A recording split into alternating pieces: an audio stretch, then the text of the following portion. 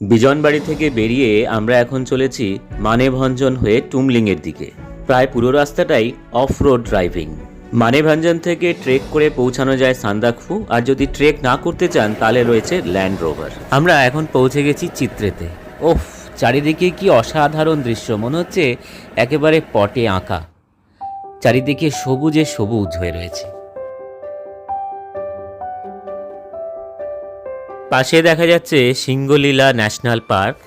এই জায়গাটা পুরোটাই নেপালের মধ্যে। আমরা এখন টুমলিং পৌঁছে গেছি।